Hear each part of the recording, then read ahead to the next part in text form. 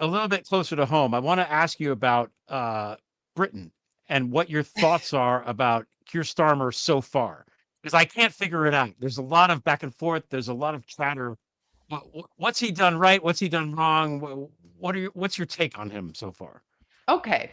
So he's not Boris Johnson or Liz Truss. Those are good points in my point of view. He Yes. is a conscientious, decent person.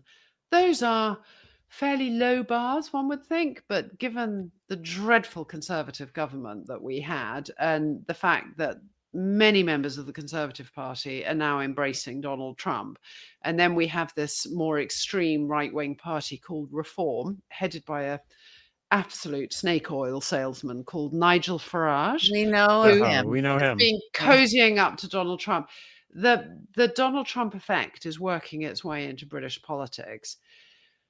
By contrast with all of that, Keir Starmer is a politician in a more traditional mold. He respects the norms and conventions of democracies. He is respectful. He tries to do things in the right way.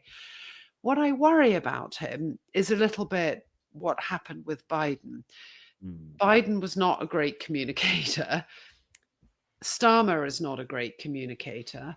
Much of the British press is owned by Rupert Murdoch or other offshore businessmen who have their own interests. It's hard for him to get a fair shake in the press. And I do worry that he could have an experience a little bit like Biden, where despite coming in with a very convincing win, he fails to deliver enough. And in the next election, we get the risk of the Conservatives, or even worse, Reform coming back in. And Starmer has not been able to spell out a sufficiently clear narrative or be able to drive through with sufficiently clear purpose, a clear vision for the UK. So I think he's a good and he's a decent person. And I think he's committed to tackling inequality, to trying to grow the economy. The other problem we have in the UK is that ever since Brexit, our political class became frightened to say Brexit was a wrong choice, because there were people on both sides of the political aisle that supported it. There were voters, working class voters. So it's sort of a little bit like the blue collar workers in the Rust Belt that went over to Trump. They were traditional Democrat voters, union workers, steel workers that went over to Trump. There were a lot of traditional working class voters who bought the lie that the EU was the source of all our problems and that leaving the EU would make everything better. And Starmer was trying to win them back. So he's been frightened to call out the Brexit lies. And so he's trying to grow our economy with one hand tied behind our back because we've damaged trade with our nearest partners. Yeah. And now he's going to be faced with a really difficult choice.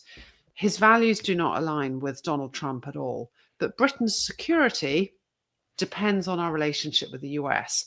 We have an incredibly close intelligence relationship, closer than any other country is the US UK. We have a very close intertwined military, and our nuclear deterrent depends on the US.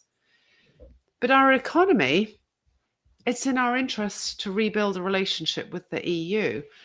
And people around Donald Trump are trying to say to the UK, you know, you should try and do a trade deal with us. You should not go back to the EU. And we are being faced with a very difficult choice. Can we ride that US and that EU horse at once, at one and the same time? And finally, that strategic decision that Brexit created is facing us because Trump wants to pull us away. And then we'll just become a weak satellite of the US. Yeah. And it's dangerous for us. And if we want to build up our military, and Trump is saying to all European countries, you need to build up your militaries, which I think he's right about.